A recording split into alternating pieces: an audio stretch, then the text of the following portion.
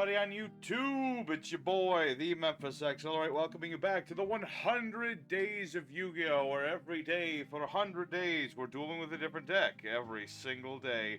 Today, everybody, we're taking a look at an interesting deck challenge.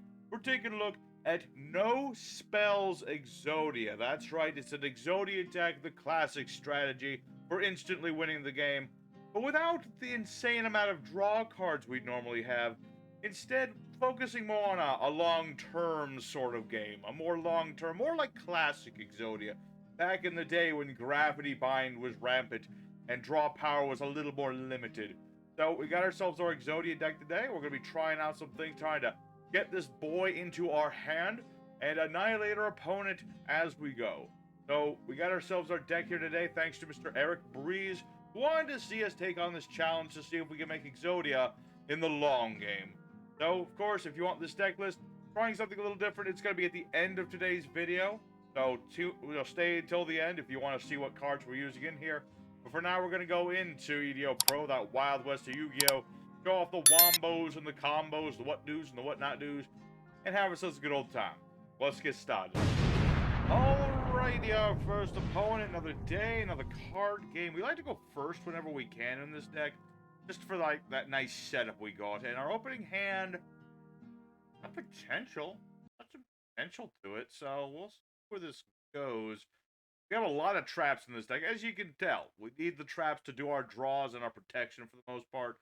We also have some monsters too. Not the one we want though. Tour Guide, very nice for this deck. We'll see. I've got my turtle. I can banish it in the battle phase to just end the battle phase. It's pretty neat. Ooh, red medicine. Neat. Alright, red medicine indeed. So is this some kind of a Romage deck or something? I don't know. Ooh. Finally, my opponent's playing... I'm in casual and someone's playing the casualest deck ever. I'll take it. I'll take it. This looks for like a good time for a nice, long, drawn-out duel. Where we'll get to show off everything in the deck. And then if I just fight off against all the meta folk that lurk in the casual setting, it won't matter. Because this is what we're trying to do. All we want to do today is use the Dark Factory of more production. This lets me ditch monsters to draw more cards. The only problem is I need to send monsters, and I didn't draw one. So I'm just going to end my turn. I'm going to end my turn. I don't need to do anything else. I'm curious as to what this guy can do. I mean, I'm seeing the Wasteland. I'm seeing the 13th Grave, the Violet Crystal. Oh my lord, these are like early 2000s cards. Like Gen 1 Yu-Gi-Oh! I'm not even going to do anything. You know, he can hit me as hard as he wants. Go right ahead. Go right ahead, dude. Yeah, I got things I could do, obviously. I've got the Wabaku. Nice card to help me stop me from taking damage, I should say. I got my Reckless Greed if I really need to draw stuff. It's very helpful. Oh. Today must be my birthday. I went to casual with a casual deck, and my opponent's being casual. I'm not even, you know, I too much respect to negate this guy's first wave of attacks. I will have to at some point, but for now, I'm going to say, no, you get a freebie. You get a freebie. Get all my respect. Alright, what are we drawing into? More traps, which is nice and all, but we still need the monsters. We have lots of monsters. One in particular we would like the Tour Guide. Although I have a feeling if I go Tour Guide on this dude, I don't think his deck can handle Afromax. I have somewhat of a doubt of that, so we might not do that this duel, just because. I don't want to disrespect my opponent. And if I can help it. Alright, so let's get serious now. We've let our opponent do some damage to us. That's all cool and all. Now it's time for us to draw some cards. Let's draw 4 cards, skip 2 draw phases. As long as I get a monster, we're good in that respect. So let's go ahead. And let's see. I've got Sangin. I've got Tour Guide. Let's summon Tour Guide. We'll do some easy stuff with the Tour Guide. Like I said, I don't want to go too crazy with this. My opponent would not be happy with that. So we're just going to summon Dark. The Dark Charmer. It's not impossible for him to get over this. So we got Dark the Dark Charmer. Of course, when Sangin hits the grave, we get any one of our fiends.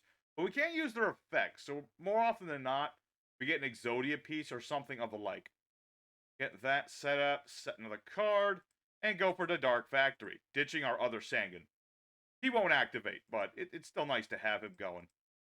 Alright, we'll set another card, and let's go for the battle phase, and see what this face down is. Maybe it's Maneater Bug. No, but it's bigger than I am. Oh, goodness. But you already understand the idea of this deck. We're just trying to use Dark Factory, cycle through our cards, keep drawing things, and then we got the traps to defend us. We got some links that let us do things. Avermax being our main defensive boy. But we'll see where this goes. I mean, yeah, every turn I can just be like, Dark Factory, draw me another card, please. Get me that turtle. And of course, I can't draw because I've used my Reckless Greed. My greed will not be the death of me, though. As long as I have the Dark Charmer. And I'll keep attacking these set monsters in the... Typhoon! Typhoon! I want to hold them up to my head and see if I can get a reception. Oh, my lord. I love this dude. I can't go any harder. If I go harder than this, I'm disrespecting all Yugi boomers. This is the Yugiest boomer deck conceivable. It really is. So, like, I have to allow this stuff. Alright, but let's just go ahead. I'm going to keep attacking the set monsters, waiting for that Maneater Bug. Fire Yarrow! When you play too much Yu-Gi-Oh!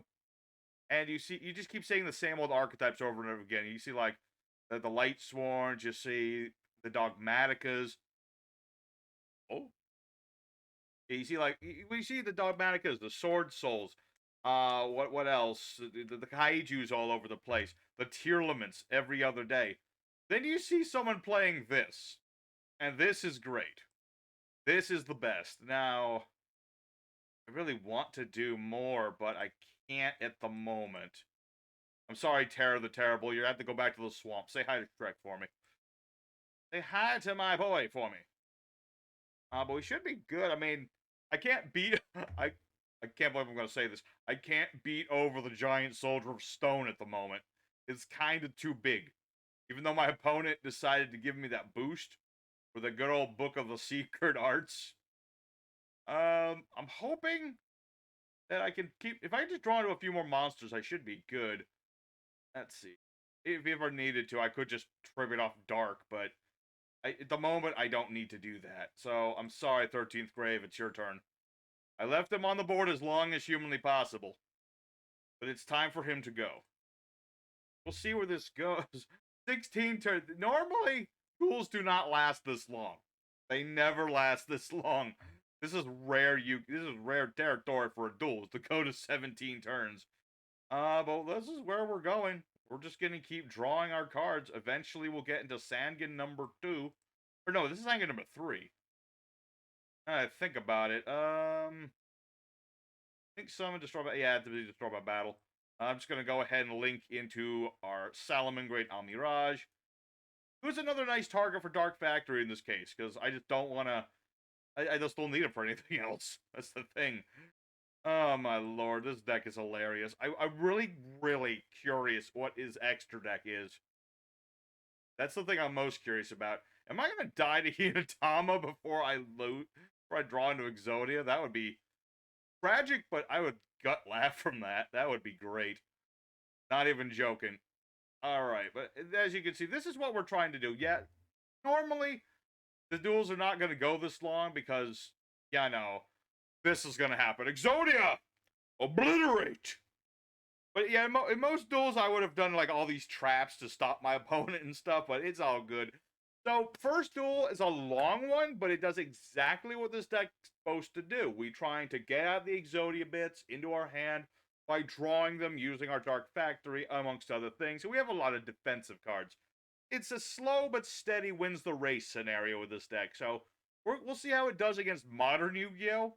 So let's go ahead for duel number 2 and see what the deck will do right there. Alrighty, second opponent. Let's go and do it again. But this time with some of the other stuff this deck can do, because we still have a few different strategies to show off. I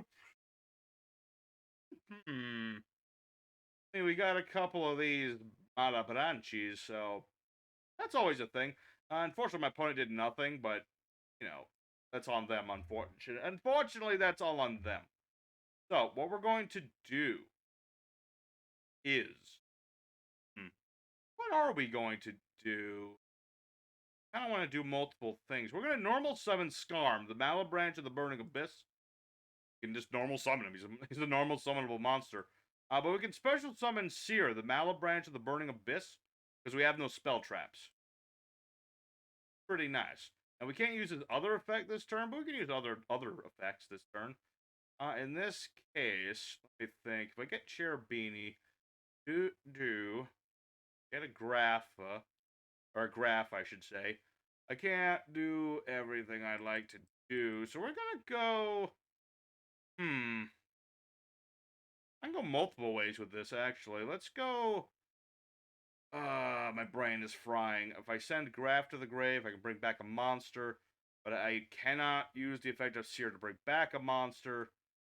So, I'm gonna go defense this time around. We're gonna go ahead and make this thing. Wind up Zenmaines. Just a nice little defensive boy. Have a nice defensive boy. We'll have a nice defensive back row. Uh-oh. Uh-oh, the game is lag. Okay. Whew. That was a close one. But yeah, nice little defensive thing. Like I said, this deck, it draws, it does combo. A lot of times it's slow, so it's a lot of defensive cards. Lots of defense. Wind up Zenmaines, nice defense. Nice defense, because he would be destroyed. I can just attach material instead. Sushi! Sushi! Suships is a fun deck. Nah, I'm less interested. Okay, what does this do? Target card opponent controls return to the hand. I say thee no. Back to the hand with ye. No equipped spell for you, young man. Adventure token nonsensical nonsense. Back in my day, we had more respect in our opponent and they'd be playing none of them nonsensical nonsenses. I'll tell you what. Alright, well, telling you what, let's go for Sangan. Good old-fashioned Sangan. I could have done this first turn, too. But we're going to go ahead and make Almiraj. And Sangan will search us a card. It'll be one of many different cards. Exodia pieces usually better late game.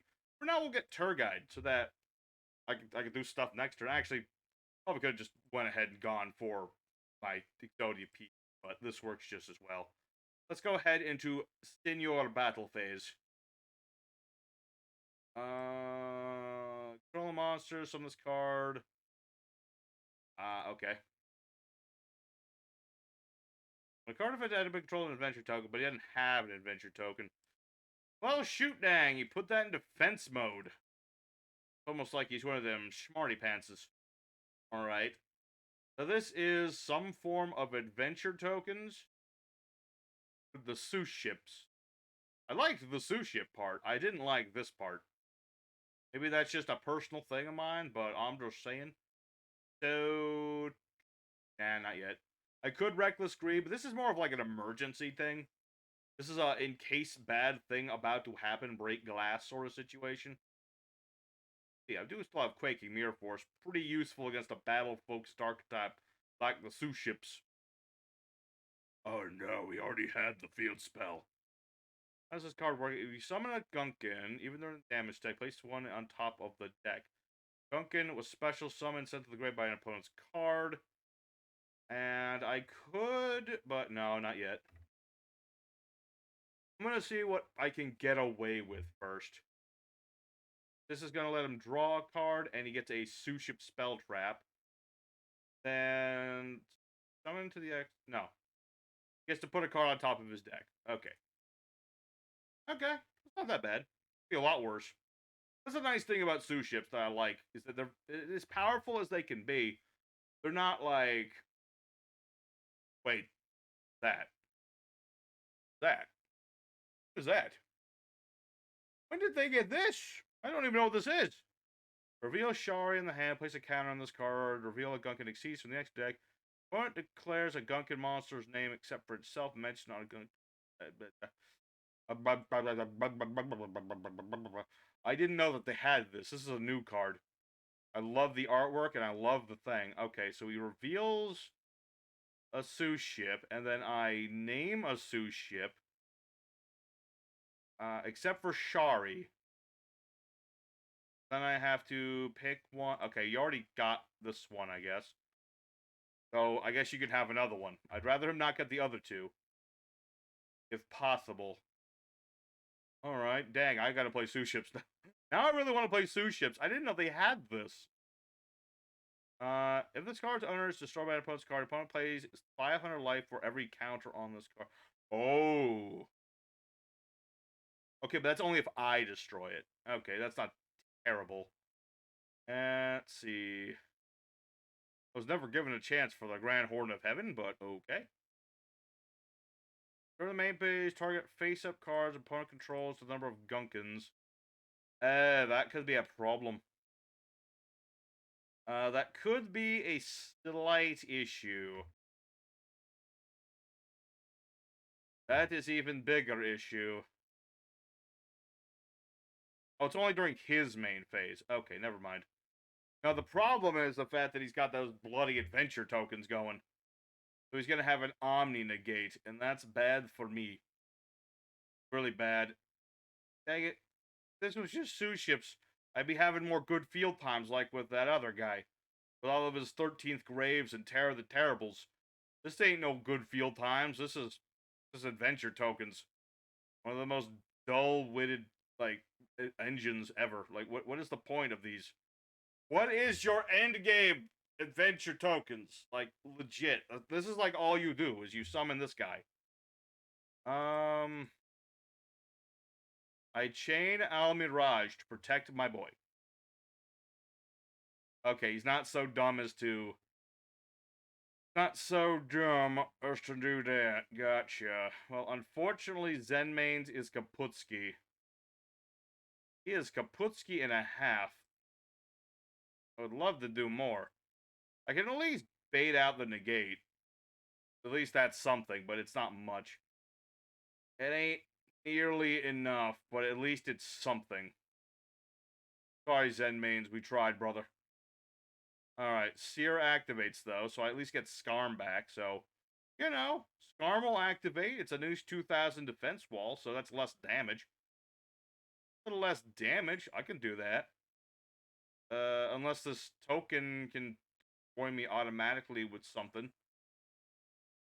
Oh wait, no. I was seeing the wrong monster attacking. Okay. Okay, well we survived. We survived to fight another day. Alright, Skarm, do the thing. Search me another fiend, please. Search me, let's see. Really matter to me. Give me another tour guide so I don't draw into it. That sounds good. Yeah. Yeah. Okay. Alright, make or break time. What do we draw? Ah, not you! Like the last dude I wanted to see. Or your opponent's battle phase. Okay. Normal summon. Tour guide of the underworld. I was really hoping to, like, other somethings. That might be game. Ending on... What reckless...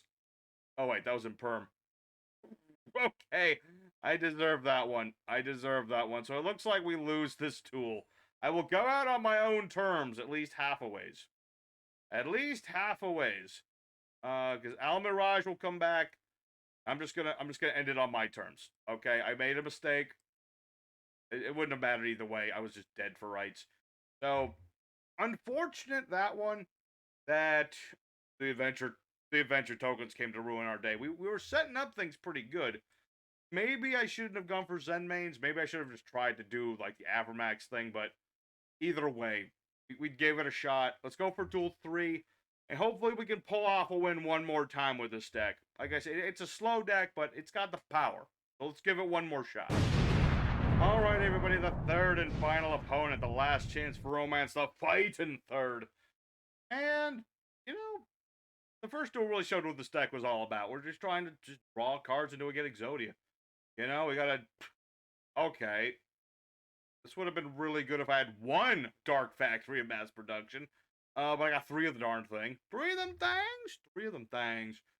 So, we'll see where this goes. I would have liked to have gone first here, but what can you do? I've got Sandgen. Inzektors. Inzektors can be pretty powerful. Equipped Inzektor from the hand. Got Ladybug. Send this equip card to the grave. Thing.